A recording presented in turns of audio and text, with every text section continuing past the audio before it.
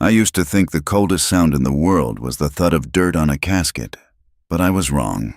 The coldest sound I ever heard was the heavy, metallic click of a deadbolt locking me out of my own life. I am 68 years old, and for 40 of those years, I worked as a commercial architect. My life was defined by drafting lines, calculating load-bearing walls, and ensuring that structures could withstand the immense pressures of time and nature. I built a very comfortable, wealthy life on the simple premise that a strong foundation is everything. I just never realized how thoroughly the foundation of my own family had rotted away right beneath my feet. My home is a sprawling, custom-built masterpiece of timber and stone sitting on 4 acres of pristine woodland. I designed every single inch of it. It was meant to be my sanctuary, my final project, the place where I would enjoy the quiet twilight of my life.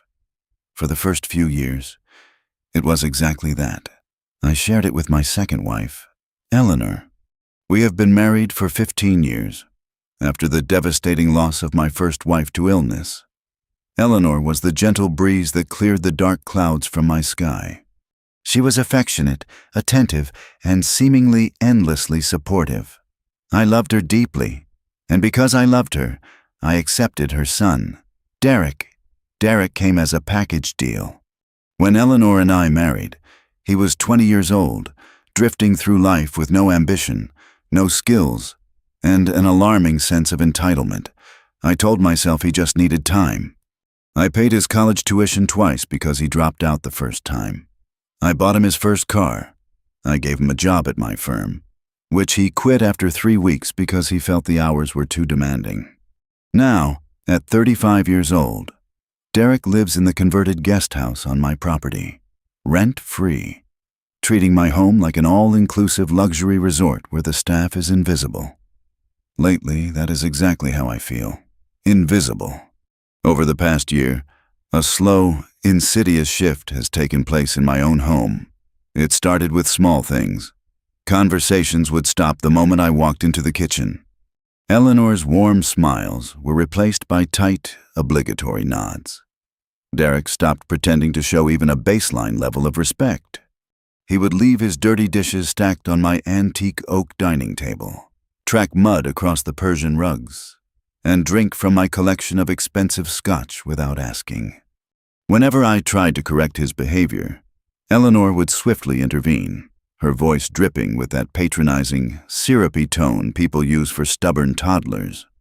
She would tell me not to upset myself, that my blood pressure was too high, and that Derek was just going through a difficult transitional phase, a 15-year transitional phase. But the disrespect was just the surface noise. The real betrayal was quiet, and it waited for me at the bottom of the stairs. It was a Tuesday afternoon. The house was dead quiet. Eleanor was out at one of her weekly luncheons, and Derek was presumably sleeping off another late night. I decided to head down to the basement to retrieve an old leather-bound sketchbook. The basement of this house is not a dark, damp cellar. It is an expansive, fully finished lower level. Half of it houses the home theater and a wine cellar, and the other half was my private domain. It held my old drafting tables, architectural awards, scale models I built by hand, and dozens of boxes containing the most precious artifacts of my life. Photographs of my daughter from my first marriage, letters from my late wife, and heirlooms passed down from my grandfather. I walked down the hardwood steps, my hand sliding along the oak banister I had sanded myself. When I reached the bottom landing and reached for the brass doorknob of the basement door, it refused to turn. I frowned, jiggling the handle. It was completely rigid. That was strange enough, as that door never locked. But then I looked higher up on the heavy oak door, and my breath caught in my throat. Right at eye level, drilled cleanly into the beautiful wood, was a brand new, industrial-grade deadbolt. I am an architect. I know building materials, and I know security hardware. This was not a standard privacy lock you buy at a local hardware store to keep guests out of a utility closet. This was a Grade 1 commercial titanium cylinder lock. The kind of hardware you install when you want to make absolutely certain that no one, not even someone with a crowbar, can get inside. I stood there in the dim light of the stairwell, staring at the gleaming metal. A cold, heavy stone formed in the pit of my stomach. My mind raced, trying to find a logical, innocent explanation. Why would Eleanor install a fortress lock on the basement door without telling me? More importantly, what was she trying to protect inside? Or rather, what was she trying to keep me away from? I waited in the kitchen for 2 hours until Eleanor returned. She walked in carrying shopping bags, humming a light tune, looking completely carefree. I did not yell. I poured myself a glass of water, took a sip, and asked her as calmly as I could manage. I asked why there was a commercial deadbolt on the basement door. The change in her demeanor was instantaneous and terrifying. The humming stopped. Her shoulders went completely rigid. She slowly set the bags down on the marble island, keeping her back to me for a few seconds too long. When she finally turned around, her eyes were wide, but her smile was entirely artificial. She told me it was a safety precaution. She claimed she had found black mold spreading rapidly behind the drywall near the wine cellar. She said she had hired a structural specialist and an extermination crew while I was out golfing over the weekend. According to her, the mold was highly toxic, and the contractor insisted on securing the door so the spores would not spread through the house ventilation, and to ensure nobody accidentally walked into the hazardous zone before the chemical treatments were finished. Her voice was perfectly steady, rehearsed, and utterly devoid of truth. I asked her for the key. I told her I needed to go down and inspect the damage myself, to check on my blueprints and my drafting table. Eleanor took a step back, crossing her arms defensively. She immediately raised her voice, adopting that same patronizing tone. She told me I was being unreasonable. She said the contractor took the only key to ensure strict quarantine protocols. Then, she looked at me with an expression of deep, exaggerated pity. She sighed heavily and asked me if I was feeling well, reminding me that we had already had this conversation yesterday morning. She told me I had agreed to let the professionals handle it. I stared at the woman I had loved for 15 years. We had not had any conversation about mold. We had not talked about contractors. Just then, the back door swung open, and Derek sauntered into the kitchen. He took one look at my rigid posture and his mother's defensive stance, and a slow, greasy smirk spread across his face. He walked to the refrigerator, pulled out a bottle of imported mineral water, and leaned against the counter. He looked right at me, his eyes gleaming with a dark, mocking amusement. He told me to relax, suggesting that my memory was slipping again and that I needed to stop stressing his mother out over things I simply could not remember. Eleanor shot Derek a look. It was incredibly brief, lasting less than a second, but I caught it. It was a look of shared conspiracy, a silent command to stay on script. I did not argue. I did not raise my voice or call them liars. I simply nodded slowly, apologized for my forgetfulness, and walked out of the kitchen. My heart pounded against my ribs like a trapped bird. As I walked down the long hallway toward my study, the pieces began to shift in my mind. I built this house. I supervised the pouring of the foundation. I personally installed the state-of-the-art French drains and the industrial dehumidification system. The foundation of this house is as dry as a desert bone. There is no moisture. There is no mold. There never was. They are lying to me. The two people I have fed, clothed, and sheltered for over a decade are standing in my kitchen, lying directly to my face, using my age as a weapon to make me doubt my own sanity. They have sealed off the lowest level of my home, the room that holds my entire past, and they are sharing secret, victorious glances over my supposed cognitive decline. Something terrible is happening behind that heavy oak door. They think I am just an old, fading man who will blindly accept their excuses. They think I am too weak to notice the structural integrity of my own life collapsing. They are horribly, fatally mistaken. A man can lose many things as the years pile on. His speed, his stamina, even his hair. But the true terror begins when the people he trusts most try to convince him he is losing his mind. In the weeks following the sudden appearance of the deadbolt on my basement door, my house transformed from a sanctuary into a psychological battleground. The locked door was only the physical manifestation of the wall Eleanor and Derek were building around me. The real attack was far more insidious, slipping into my daily routine like a slow-acting poison. It started with my father's pocket watch. It was a heavy 18-karat gold antique, engraved with his initials, a piece I kept meticulously polished on my bedroom dresser. I wound it every Sunday morning. One Sunday, I reached for the familiar smooth gold, and my fingers met empty wood.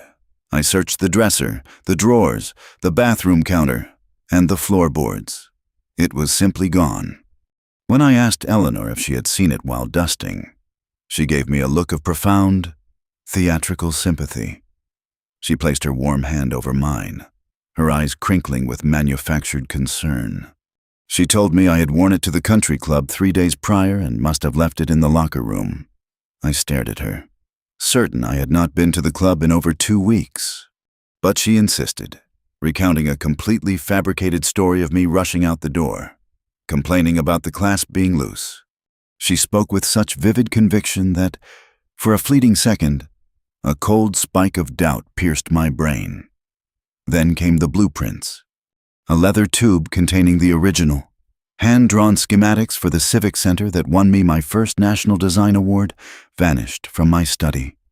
When I panicked, tearing through my files, Eleanor appeared in the doorway holding a cup of chamomile tea. She softly suggested that I had probably moved them to the basement weeks ago to make room for my new tax documents. The basement, the exact place I was now strictly forbidden to enter due to the alleged toxic mold. The most painful disappearance was the silver locket holding a photograph of my first wife. It had sat on the top shelf of my personal safe, a safe to which only Eleanor and I knew the combination. When I discovered it missing, I confronted her directly. I did not raise my voice, but my tone was heavy with accusation. Eleanor burst into tears. She accused me of being paranoid, of lashing out at her because I was terrified of my own failing memory.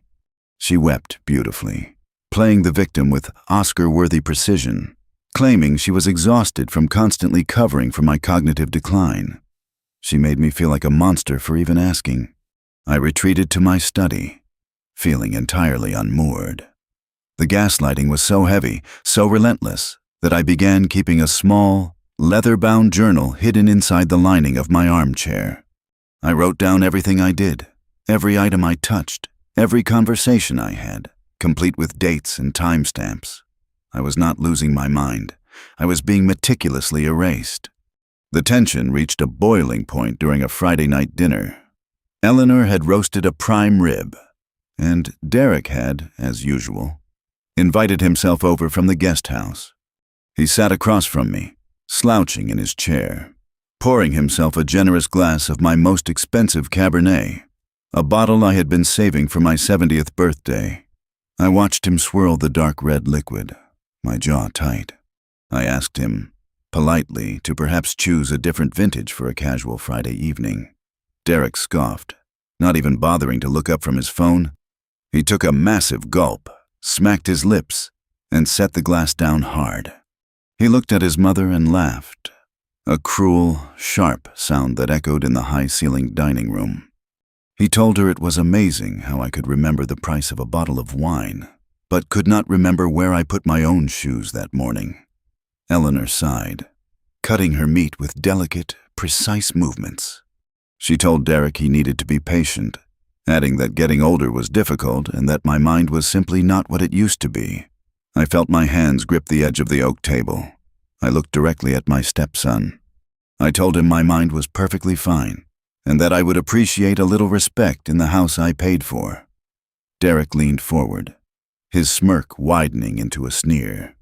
He told me that maybe it was time for me to face reality.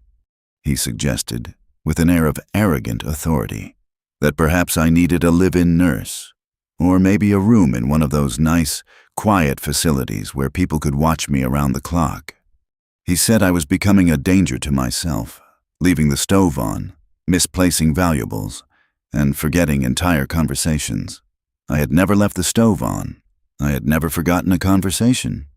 They were building a narrative, brick by lying brick, and presenting it to me as absolute fact. The audacity of this 35-year-old parasite, sitting at my table, eating my food, and casually threatening to lock me away in a care home, sent a surge of pure, icy adrenaline through my veins. I realized then that this was not just about stealing a few antiques. This was a calculated campaign. But to what end? What was the ultimate prize they were trying to secure? I did not react. I forced my hands to relax. I took a slow breath, looked down at my plate, and softly agreed that perhaps I had been a bit scattered lately. I swallowed my pride, playing the role of the defeated, confused old man they so desperately wanted me to be. The satisfaction that washed over Eleanor and Derek's faces was sickening. They shared another one of those brief, victorious glances. They thought they had broken me. That false victory made them sloppy. The next morning, a heavy rainstorm rolled in. Derek had come into the main house for breakfast and carelessly tossed his soaked leather jacket over one of the kitchen chairs. After he went upstairs to shower, I walked over to move the jacket to the coat rack. As I picked it up, a thick, crumpled piece of paper fell from the inner pocket and fluttered onto the tile floor. I bent down and picked it up. It was a receipt. I smoothed out the wrinkled paper, adjusting my reading glasses.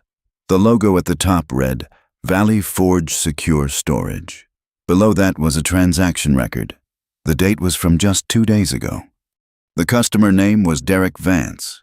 The unit was number 412, a massive, climate-controlled drive-up space, and the total paid was $4,500, paid entirely in cash. Derek had never possessed $4,000 in his life. He lived on a meager allowance Eleanor sneaked to him from our joint accounts. Why would an unemployed man need a massive, climate-controlled storage unit? And where did he get the cash to pay for a year up front? I stared at the receipt, and suddenly, the image of my missing gold watch, my architectural blueprints, and my late wife's silver locket flashed in my mind. The locked basement door, the heavy-duty deadbolt, the fabricated story about toxic mold. They were not just hiding something down there. They were moving things out. My things. I quickly snapped a photograph of the receipt with my phone, folded the paper exactly as I had found it, and slipped it back into Derek's wet jacket pocket. My hands were no longer shaking with anger or confusion. They were completely steady. The fog of doubt Eleanor had tried to wrap around my brain evaporated instantly, replaced by a cold, sharp clarity. I knew what I had to do. The fake mold treatments were supposedly keeping everyone out, but I knew the foundation of my own house better than any contractor alive. I needed to see what was behind that oak door. I needed to see exactly how deep this betrayal went before I could tear their entire world apart. I just had to wait for the perfect moment to break the lock. A ticking clock is the only sound you hear when the people you love leave you behind to dig your own grave. I had exactly 48 hours to unearth the absolute truth buried beneath my own floorboards. Eleanor kissed my cheek on Friday morning, smelling of expensive jasmine perfume purchased with my credit card. She told me she was heading to a luxurious spa resort for a sister's weekend to decompress from the stress of managing the house.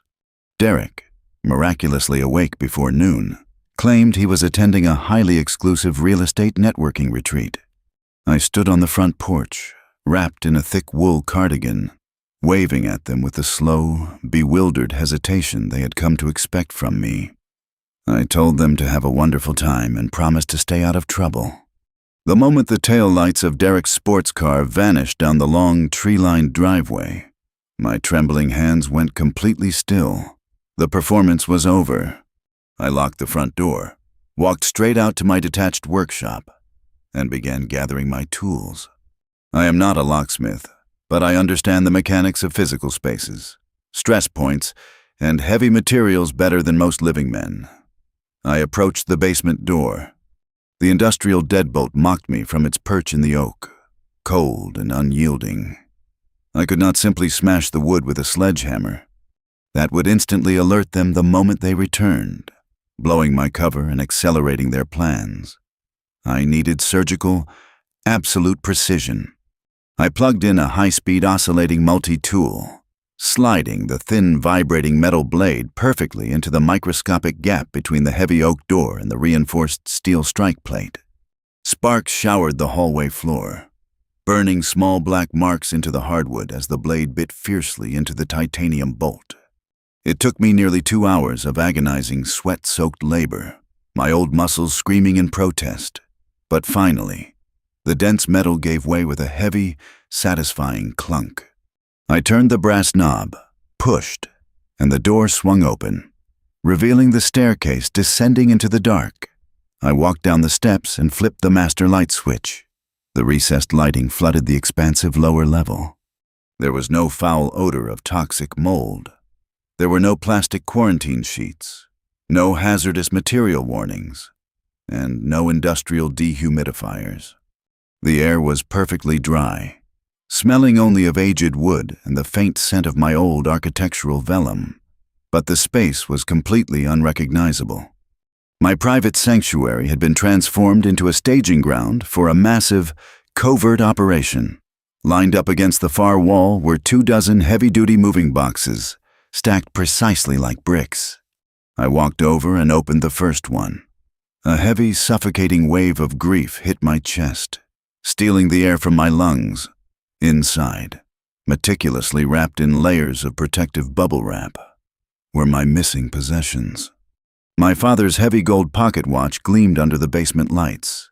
My original blueprints for the Civic Center were tightly rolled and sealed in waterproof protective tubes.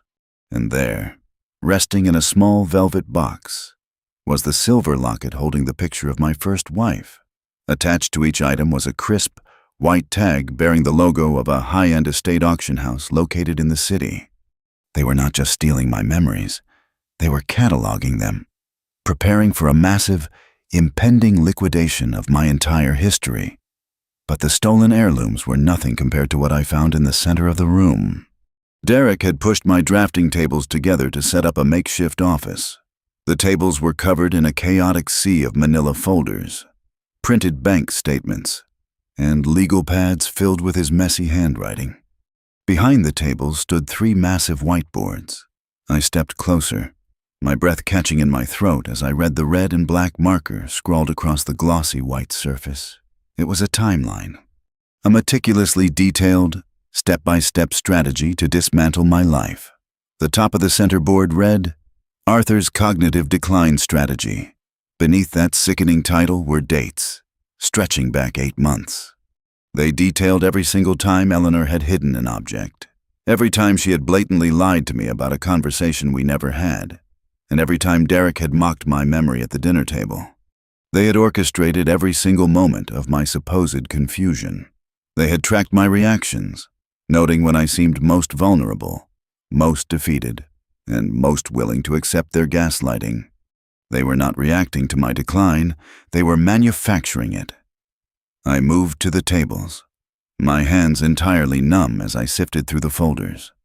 I found stacks of medical documents stamped with the letterhead of a private neurological clinic. I read the diagnosis printed on the first page: severe, rapidly progressing dementia. The signature at the bottom belonged to a doctor I had never met in my entire life. Next to the forged medical records was a thick stack of legal documents.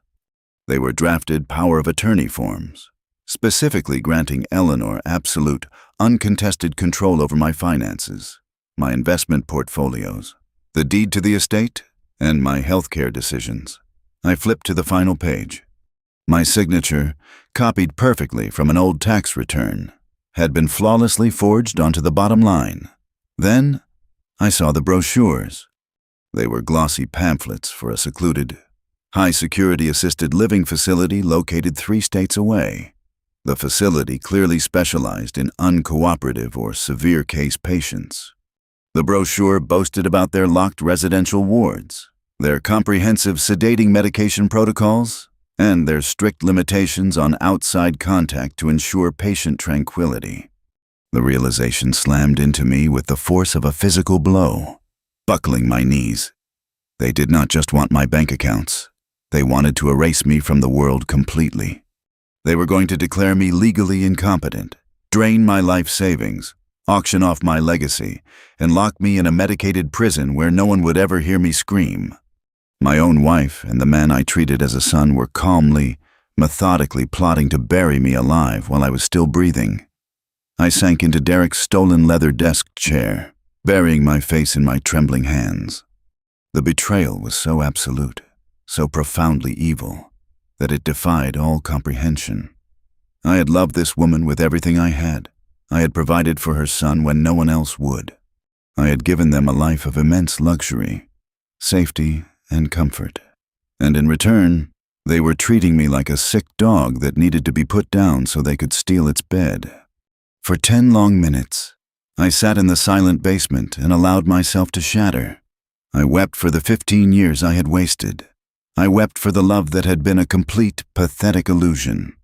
And I wept for the terrifying vulnerability of my own aging body, knowing how close I had come to falling into their trap. But as the tears dried on my face, the crushing grief began to calcify. It hardened into something dense, cold, and immensely powerful. I am an architect. I have spent my entire life studying complex structures, understanding exactly how they bear weight, and knowing precisely where to strike a load-bearing pillar to bring the entire building crashing to the ground. Eleanor and Derek thought they had designed a foolproof, airtight trap. They thought my foundation was crumbling, rendering me helpless. But sitting in that basement, looking at the meticulous blueprint of their treachery, I realized they had made a fatal, arrogant miscalculation. They had laid out all their plans, all their forged documents, and all their stolen assets, and left them completely exposed to a man who spent 40 years mastering the art of the rebuild. They thought I was losing my mind, but they were about to find out exactly how sharp an architect's mind can be when he decides to redesign his own life. I wiped my face, my vision narrowing with a sharp, unforgiving clarity. I knew exactly what I needed to do.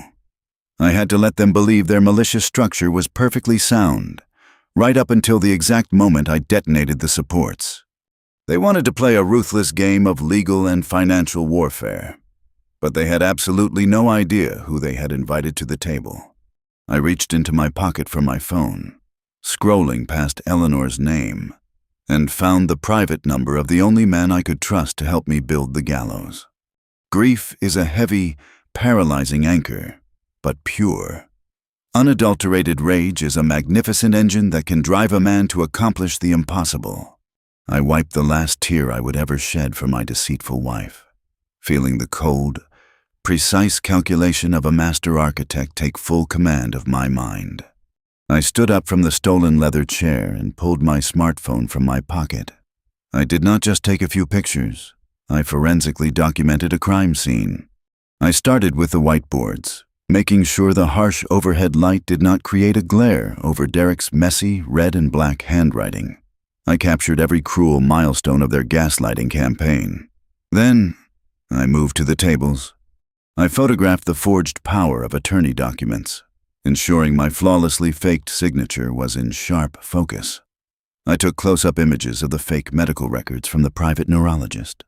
As I framed the shot of the diagnostic paperwork, I noticed a glaring, fundamental error in the doctor's typed credentials, a microscopic flaw in their forgery that would soon become the absolute linchpin of their total destruction. Next came my stolen heritage. I documented the auction tags attached to my father's gold pocket watch, the pristine vellum blueprints, and the silver locket containing my first wife's photograph. I made sure the high-end auction house logo was clearly visible in every single frame. Once I had digital proof of every treacherous detail, the true test of my discipline began. I had to reconstruct the room exactly as I found it. A single folder placed at the wrong angle, or a chair pushed an inch too far to the left, could trigger Derek's paranoid instincts. I spent 30 minutes meticulously realigning the legal pads, replacing the files, and smoothing out the heavy moving boxes. The final, most critical task was the heavy oak door. I carried my tools back up the stairs. The titanium deadbolt was severed, but I needed it to look and function normally from the outside, at least to the untrained touch of a key. I went out to my detached workshop, found a spare steel strike plate and a tube of industrial strength, quick bonding metal epoxy. I carefully reassembled the internal mechanism of the lock, gluing the severed bolt back together just enough to hold its shape. I reinstalled the brass housing and wiped away the microscopic metal shavings from the floorboards. To anyone inserting a key and turning it with normal force, the door would feel completely secured. But a single, hard kick from a heavy boot would instantly shatter the brittle epoxy. The illusion of their fortress was restored. I washed my hands with abrasive soap until my skin was raw, scrubbing away the grease and the lingering scent of their betrayal. I could not stay in that house. I grabbed my car keys, got into my old reliable sedan, and drove toward the city limits. I refused to use my home network or my cell provider's standard signal for what came next. I found a small, dingy diner on the outskirts of town. Sliding into a cracked vinyl booth near the back, I ordered a black coffee and dialed a number I knew by heart. Marcus and I had been friends for 40 years. He was a brilliant estate attorney, a fiercely loyal confidant, and the godfather to my estranged biological daughter. He had drafted my first business contract when we were both young men trying to make our mark on the world. When he answered, his voice was thick with weekend lethargy. He reminded me it was a Saturday morning and asked if my golf swing was acting up again. I kept my voice low and completely steady. I told him my golf swing was fine, but my wife and stepson were actively forging legal documents to have me committed to a locked psychiatric ward and liquidate my entire life savings. I told him I needed him at the diner immediately. Marcus did not ask a single question. He arrived in exactly 22 minutes, practically tearing the diner door off its hinges. He slid into the booth across from me, his usually immaculate suit jacket wrinkled, his eyes wide with alarm. I did not waste time with pleasantries. I slid my phone across the scratched Formica table and told him to swipe through the photo gallery. I watched my oldest friend's face transform. The initial confusion melted into shock, and then the shock hardened into a visceral, radiating fury. His knuckles turned stark white as he gripped the edges of the phone, zooming in on the forged power of attorney and the fake dementia diagnosis. He stared at the auction tags on my father's watch, his jaw tightly clenched. Marcus looked up at me, his eyes burning with righteous anger. He slammed his hand flat against the table, rattling the coffee cups. He declared this to be textbook criminal fraud, elder abuse, and grand larceny. He reached for his coat, telling me we were driving straight to the district attorney to have Eleanor and Derek arrested before the sun went down. I reached out and grabbed his wrist, holding him in place. I shook my head. I explained that if we went to the police right now, Eleanor would instantly hire a ruthlessly expensive defense attorney using my own money. They would claim it was a terrible misunderstanding, that they were simply exploring worst-case scenario options for my declining health. They would drag it through the civil courts for years. They would paint me as a paranoid, confused old man lashing out at his devoted caretakers. I refused to spend the remaining years of my life locked in a tedious, humiliating legal battle while they slept comfortably in my guest house. I told Marcus I did not want them just arrested. I wanted them decimated. I wanted them to feel the absolute, suffocating terror of losing everything, just as they had tried to do to me. Marcus slowly sat back down, a dark, understanding glint appearing in his eyes. He pulled a yellow legal pad and a silver pen from his inside breast pocket. He smiled, a sharp, predatory expression that I had not seen since our ruthless corporate days. He leaned across the table and began sketching out a complex financial diagram, eagerly explaining a little-known, highly punitive loophole in state property law that would soon turn Derek's massive ego into his heaviest, inescapable financial chain. For the next 4 hours, we sat in that dingy diner, drinking awful, burnt coffee, and engineered a masterpiece of legal retribution. We built a counterplan so airtight, so financially devastating, that when the trap finally snapped shut, it would leave them with nothing but the clothes on their backs and a mountain of toxic debt. We divided the strategy into 2 distinct phases. Phase 1 involved quietly and rapidly securing my real wealth, the liquid cash, the investment portfolios, and the untouchable assets. We had to move the money out of their reach without triggering a single banking alert. Phase 2 was the masterpiece. We were going to weaponize the very estate they were so desperate to steal. We were going to let them take control of a sinking ship, fully laden with high-interest liabilities that they would be personally responsible for the moment my forged signature was processed. As we finalized the timeline, Marcus put his pen down and looked at me with deep, solemn concern. He warned me that for this to work, I had to return to that house and deliver the performance of a lifetime. I could not show a single ounce of anger. I had to lean completely into their cruel narrative. I had to become the docile, forgetful, fading old man they needed me to be. If Eleanor suspected even for a fraction of a second that I knew about the basement, they would instantly destroy the evidence and accelerate their timeline. I looked my oldest friend in the eye and swore to him that I was ready. I had built skyscrapers that withstood hurricane-force winds. I could certainly withstand a few more weeks of my wife's pathetic, syrupy lies. I left the diner and drove back to my sprawling, silent estate. The sun was beginning to set, casting long, dark shadows across the manicured lawn. I unlocked the front door, walked into my study, and sat down in my favorite armchair. I closed my eyes and waited for Sunday evening, when my loving wife and stepson would return from their luxurious weekend. The stage was perfectly set. The foundation was rigged with explosives, and I was more than ready to play the perfect, oblivious fool. To build a trap capable of crushing a monster, you first have to convince it that you are completely defenseless. The hardest acting job of my entire life began the exact moment Eleanor's tires crunched on the gravel driveway that Sunday evening. I was sitting in my leather armchair, staring blankly at an unlit fireplace, when the front door swung open. Eleanor floated into the foyer, dropping her expensive overnight bags and calling out my name with that sickeningly sweet, rehearsed tone. Derek trailed behind her, dragging his own luggage, loudly complaining about the traffic on the interstate. I did not jump up to greet them. I waited a full 30 seconds, letting them find me staring at the cold hearth. When Eleanor walked into the study, I slowly turned my head, blinking several times as if trying to pull myself out of a deep, impenetrable fog. I offered a weak, confused smile and asked her what day it was. The immediate flash of triumph in her eyes was almost imperceptible, but I caught it. She rushed over, wrapping her arms around my shoulders, her perfume overwhelming my senses. She cooed softly, telling me it was Sunday evening and asking if I had forgotten they were coming home. I sighed heavily, rubbing my temples, and muttered that the weekend had simply slipped entirely away from me. Over the next 2 weeks, I fully committed to the role of a fading, incompetent old man. I became a ghost haunting my own hallways. I started intentionally misplacing items that were completely irrelevant to my actual wealth. I left my reading glasses in the refrigerator.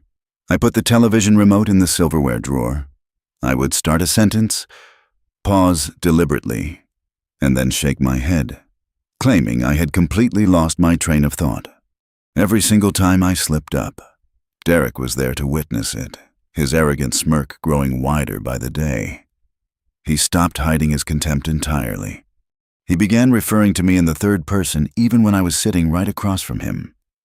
He would tell his mother to make sure she cut my steak into small enough pieces so I would not choke.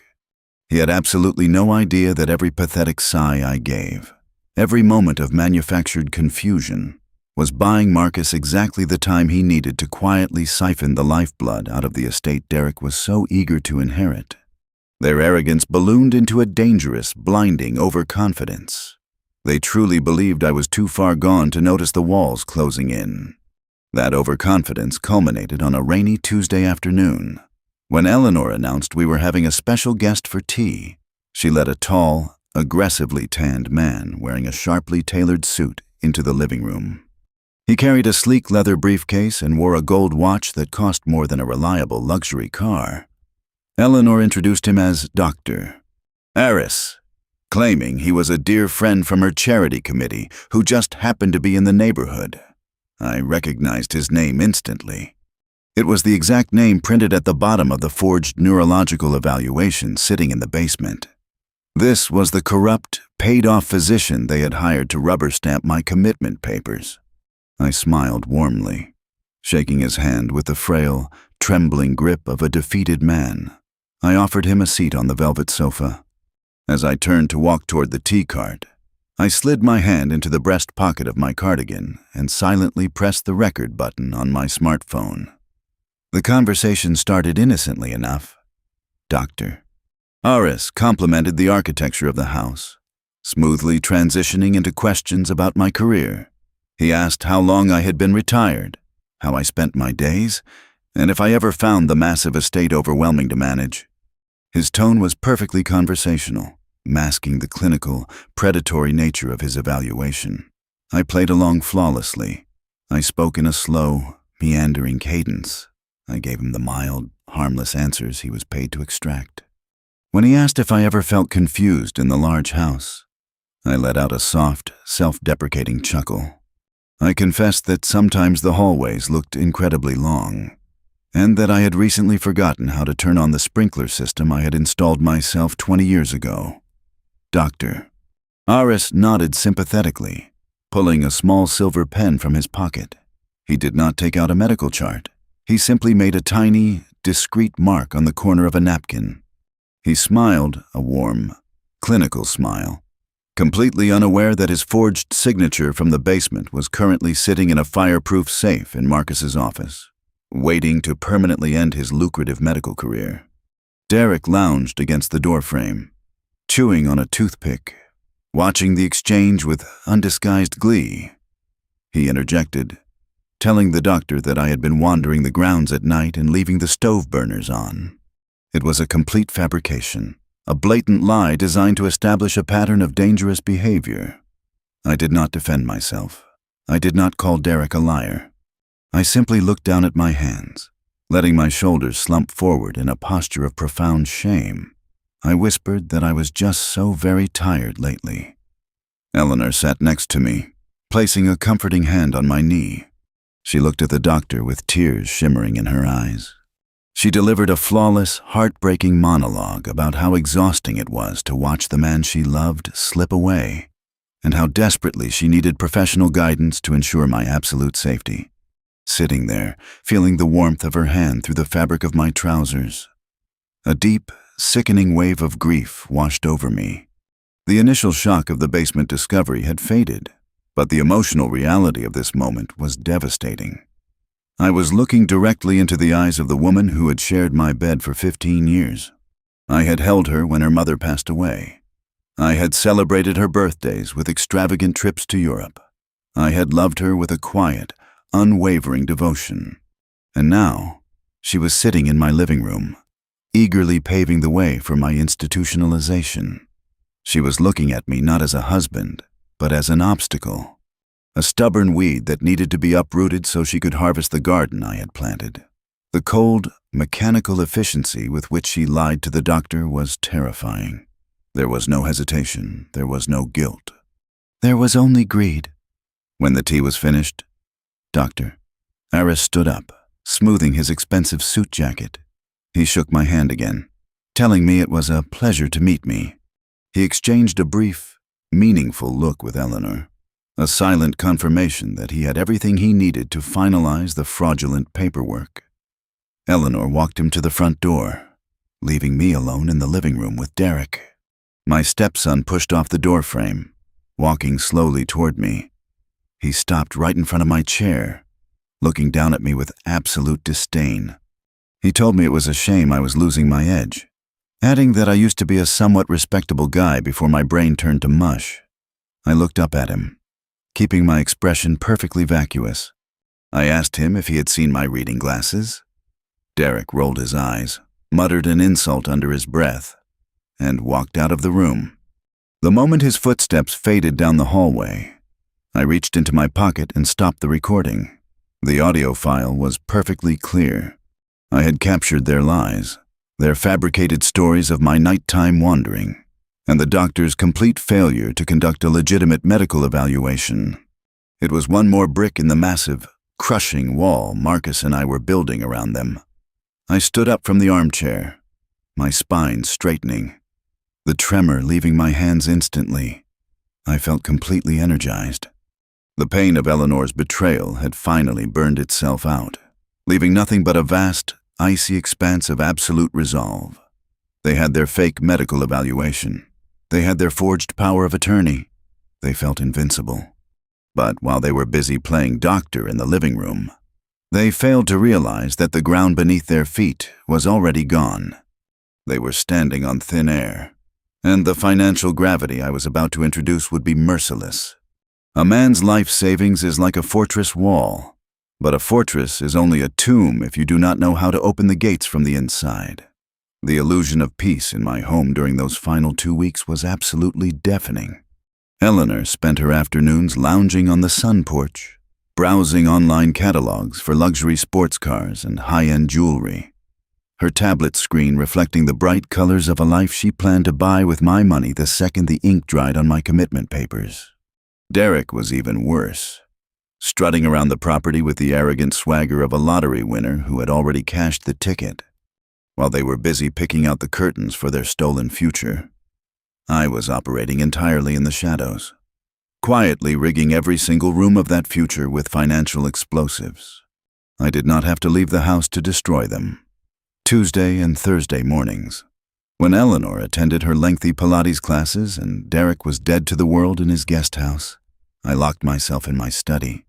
Armed with a secure burner phone Marcus had given me, I initiated the largest, most aggressive financial demolition of my entire life. Over 40 years of designing commercial buildings, I had amassed a massive, highly diversified portfolio.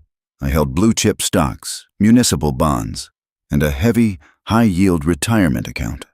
Over the course of 12 agonizingly tense days, Marcus and I systematically dismantled all of it. We liquidated nearly $4 million in liquid assets, moving the money through a series of blindingly fast wire transfers. But I could not just put the cash into another bank account with my name on it. If Eleanor executed that forged power of attorney, any account bearing my social security number would instantly become hers. I needed a vault that even a judge could not order open. I needed an irrevocable trust. The beneficiary of that trust was the sharpest, most painful point of my entire plan.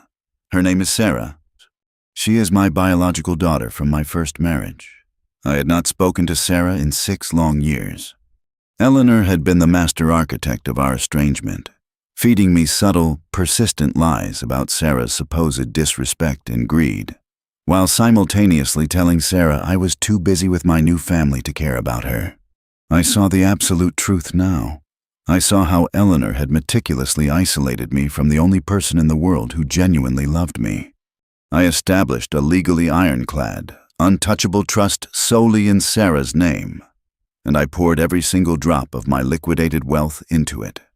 The brilliant, punishing beauty of an irrevocable trust is that once the assets go inside, they cease to belong to the grantor. Legally, I was suddenly a very broke man. Even if Eleanor successfully dragged me into a courtroom and a judge declared me entirely incompetent, they could not touch a single penny of that money. I had not heard my daughter's voice in over half a decade, but the secure package she was about to receive from Marcus would change both of our lives forever and set the final, devastating gear of my revenge into motion. But merely hiding the money and leaving Eleanor and Derek empty-handed was not nearly enough. They wanted to steal my kingdom, so I decided to hand them the crown, completely laced with poison. I wanted them crushed under the suffocating weight of their own monumental greed. The estate, the sprawling timber and stone mansion I designed and built with my own hands, was fully paid off. It was valued at just over $5 million, completely free and clear of any mortgages. Derek also had his greedy eyes on my former architectural firm, where I still held a highly lucrative 30% ownership stake. I leveraged absolutely everything, with Marcus pulling strings behind the scenes and utilizing aggressive, private lenders who did not care about my age as long as the hard collateral was solid. I took out massive, high-interest loans against the physical property and my business equity. We are talking about short-term, predatory commercial loans with balloon payments and a crushing 22% interest rate. I pulled almost $4.5 million in cash equity out of my own properties. And exactly what did I do with that mountain of borrowed cash? I sent every last dime straight into Sarah's untouchable trust, stacking her inheritance right to the ceiling. This was the masterpiece of the entire operation. Marcus had structured the lending contracts with a brilliant, brutal legal snare. The massive debt was tied directly to the estate deed and the business shares.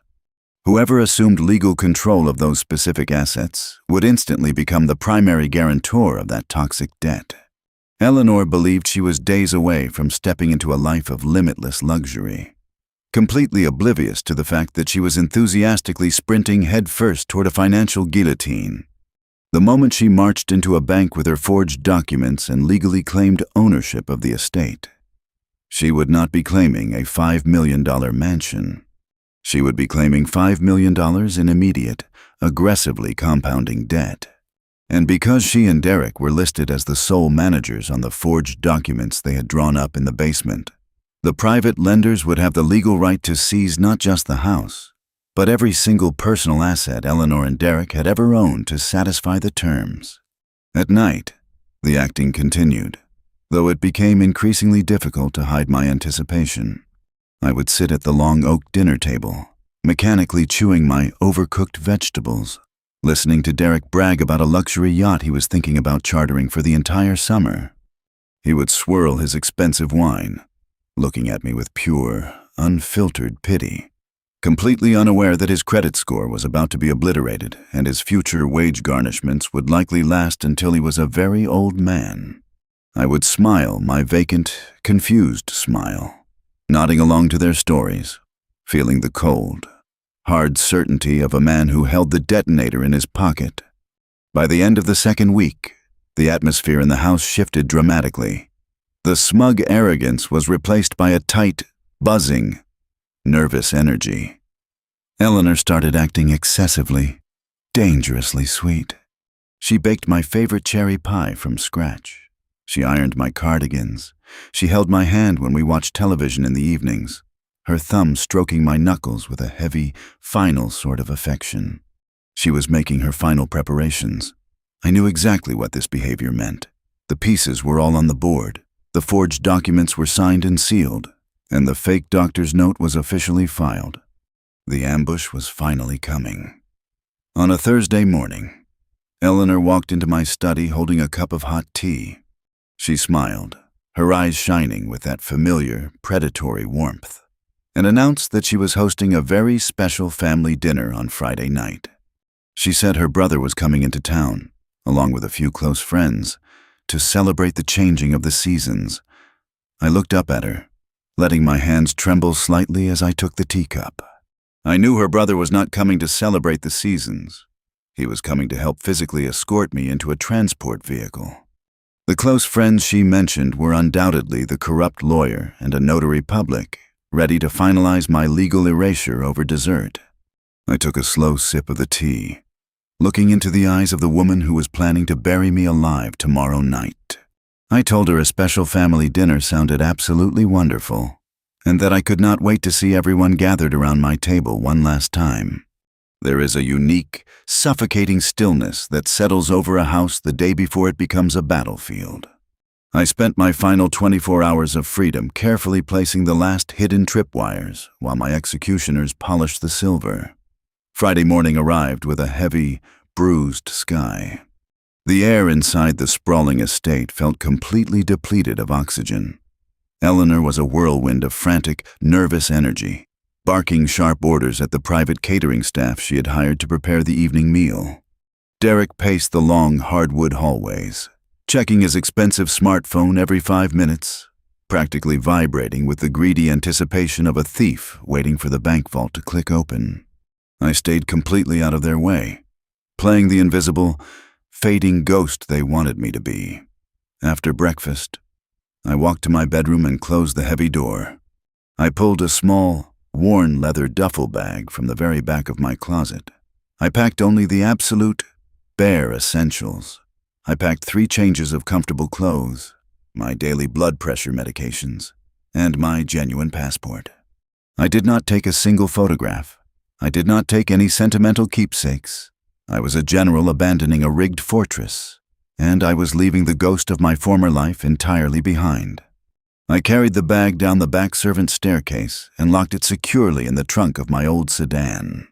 As I closed the trunk, I patted the inner breast pocket of my tweed jacket to ensure the small, unmarked flash drive was still there. A digital copy of a separate, deeply personal investigation Marcus had commissioned into Derek's recent extracurricular activities, containing a devastating revelation that would shatter Eleanor's blind devotion to her parasitic son forever. At exactly 2 o'clock in the afternoon, under the guise of taking a slow, confused walk around the gardens, I moved out to the very edge of the property line. Well out of earshot of the main house, I used my secure burner phone to call Marcus one last time. We spoke for less than 2 minutes. He confirmed that the massive, untouchable trust fund for my daughter Sarah was fully executed and heavily fortified. He confirmed that the $4.5 million in highly toxic, predatory commercial debt was officially bound to the estate deed and my business equity shares. The local authorities were fully briefed on the massive fraud operation and were holding at a secluded staging area less than a half-mile down the main road. Marcus was suited up, holding the catastrophic loan agreements in his leather briefcase, waiting for my signal. The financial trap was fully armed. All I had to do was guide the rats into the absolute center of the cage and let them reach for the poisoned cheese.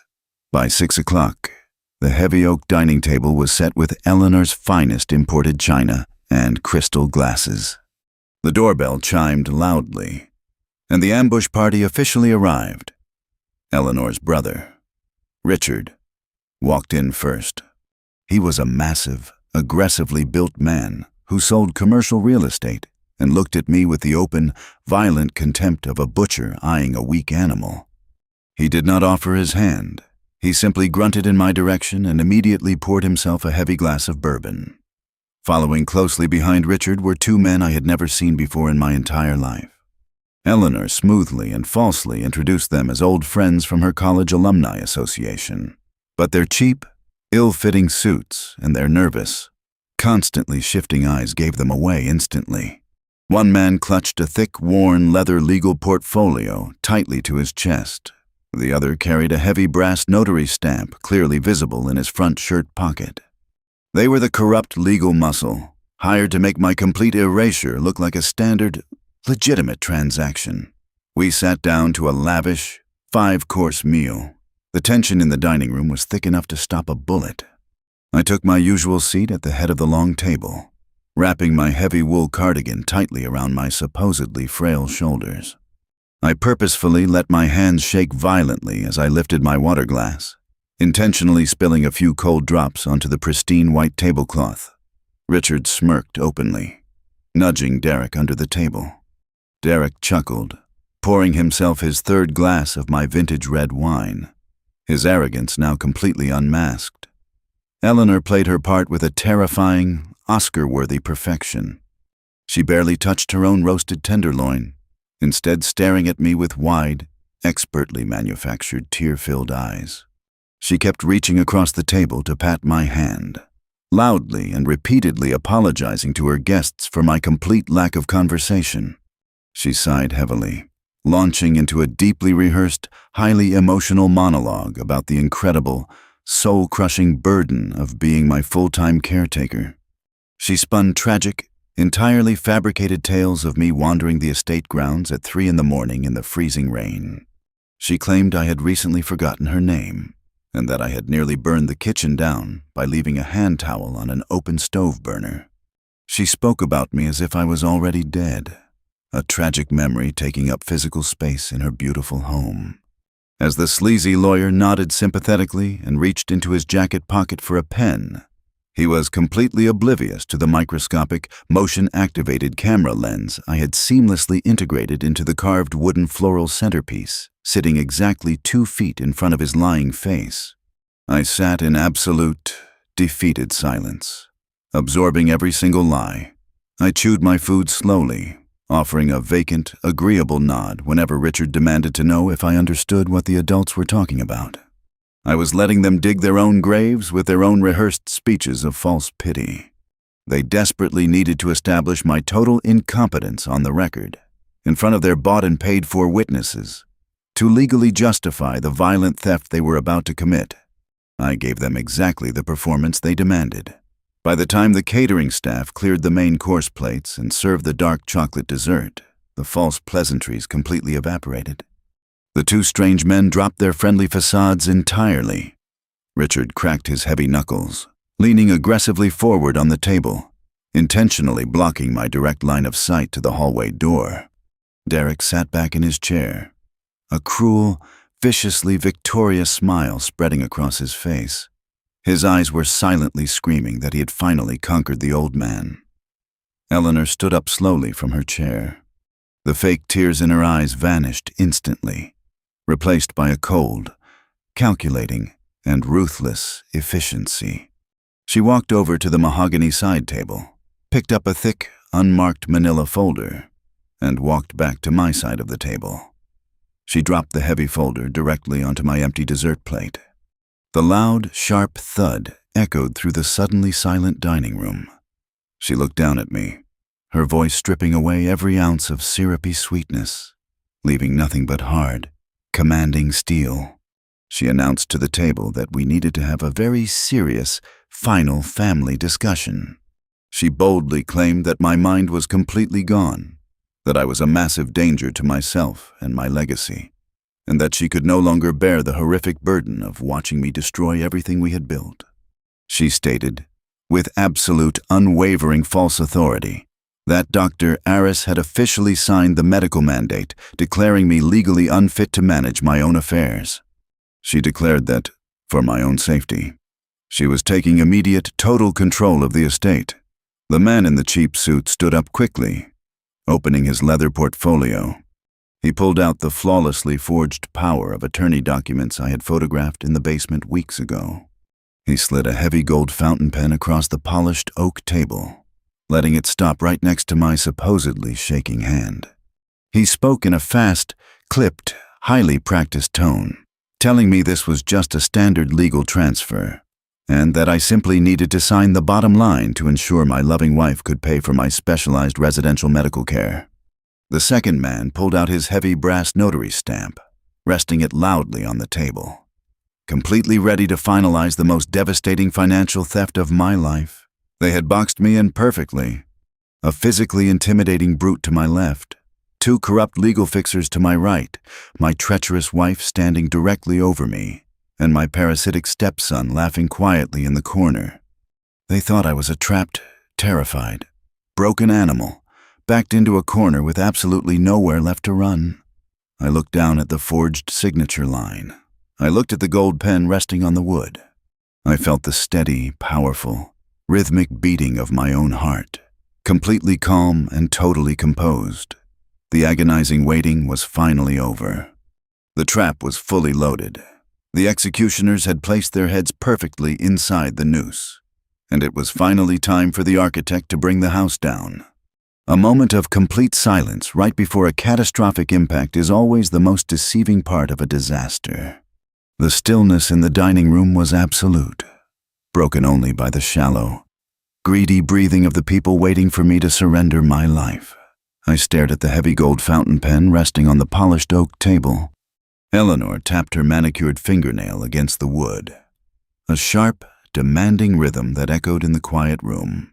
She leaned closer, her voice dripping with that manufactured, patronizing sorrow, and told me to just sign the paper for my own good. I reached out and picked up the pen. My hand did not shake. The pathetic, violent tremor I had practiced for weeks vanished completely. I rolled the cool metal between my thumb and forefinger, feeling its weight, letting the tension in the room stretch until it was ready to snap. Then, I calmly placed the pen back on the table, setting it exactly parallel to my dessert plate. I rolled my shoulders back, taking a deep breath, and sat up completely straight for the first time in nearly a month. I looked directly into Eleanor's eyes, dropping the vacant, confused stare, and let her see the sharp, calculating architect she had completely underestimated I told her I would not be signing anything tonight, or ever again. The collective gasp in the room was palpable. Richard, her massive brute of a brother, slammed his fist on the table and started to stand up, his face flushing dark red with sudden anger. I did not even flinch. I raised my voice, cold and commanding, telling him to sit back down and keep his mouth shut unless he wanted to be charged as a direct accessory to elder abuse and massive financial fraud. He froze, hovering halfway out of his chair, completely disoriented by the sudden, aggressive shift in my tone. I turned my attention to Derek. He was still slouching, but his vicious smile was beginning to falter. I told him he really should have used a cheaper lock on the basement door. I told him a commercial titanium deadbolt was practically an engraved invitation for a man who spent 40 years studying structural vulnerabilities. I watched the blood completely drain from his face. His arrogant smirk melted away, replaced by pure, unadulterated terror. I leaned forward, resting my elbows on the table, and recited the exact date he rented the climate-controlled storage unit.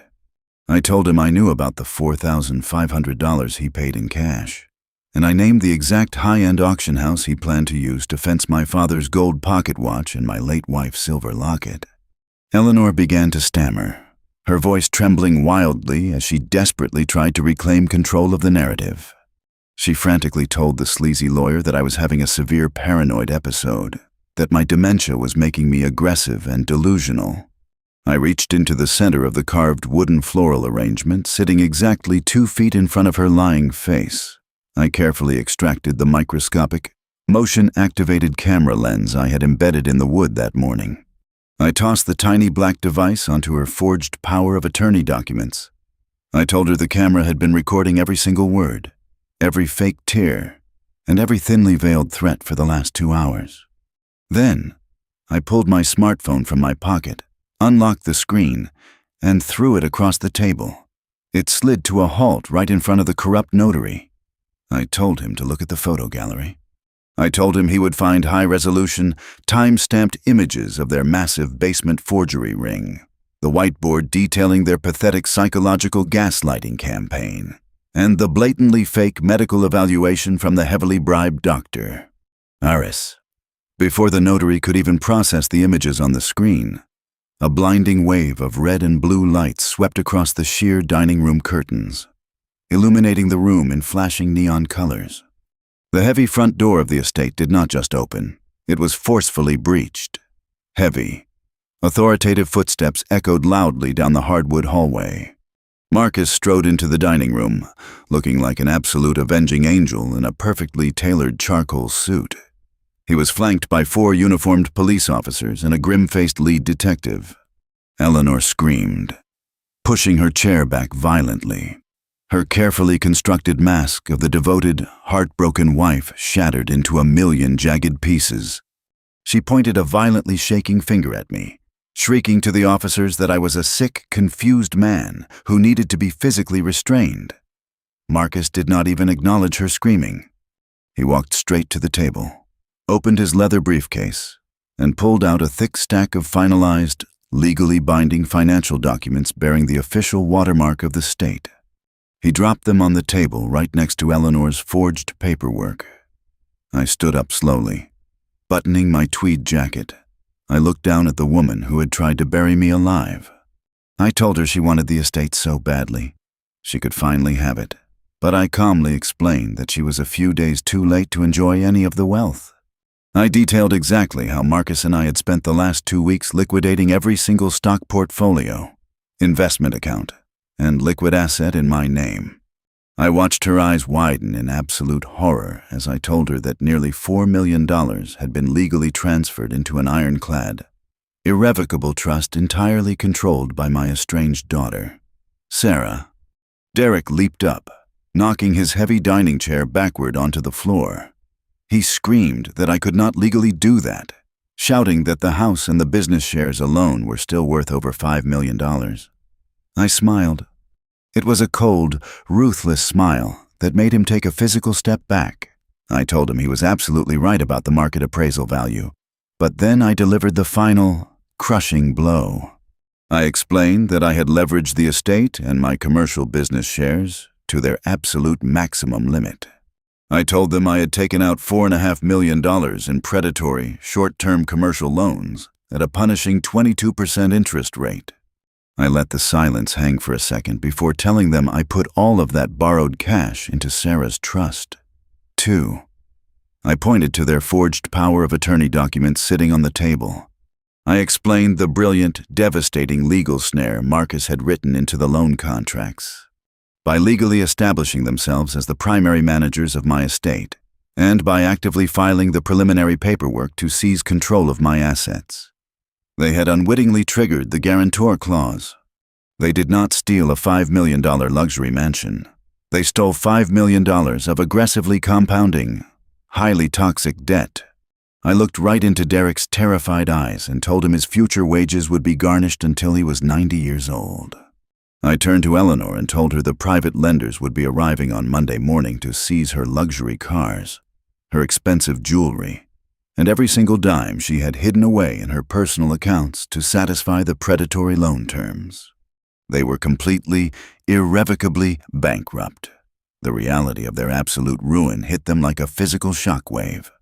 Eleanor collapsed to her knees on the Persian rug, sobbing hysterically, begging me to stop, begging me to call the banks and undo it.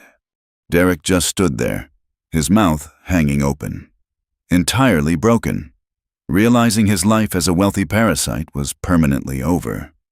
The lead detective stepped forward, loudly reciting their Miranda rights.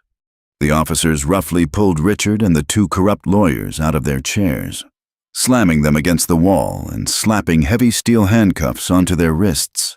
I watched an officer pull Eleanor's arms behind her back. The satisfying, metallic click of the locking mechanism was the most beautiful sound I had ever heard. I did not stay to watch them be dragged out to the waiting police cruisers. I picked up my old leather driving gloves from the side table, walked past the shattered, crying remnants of my former family, and headed out the back door. The cool night air hit my face, smelling like impending rain and absolute freedom. I walked to my old sedan, got in, and turned the key. I drove down the long, tree-lined driveway without looking in the rearview mirror even once. I was 68 years old. I was completely free of the poison in my life. My daughter was eagerly waiting for my phone call, and my foundation was finally, permanently secure. Thank you so much for watching this story. If you enjoyed watching Arthur completely dismantle this greedy family and take back his life, please do me a huge favor and like this video. Subscribe to the channel and share it with someone who loves a brilliant, satisfying revenge story. Leave a comment down below with the word justice so I know you made it to the very end. And please, hit that hype button so this video can reach more viewers like you.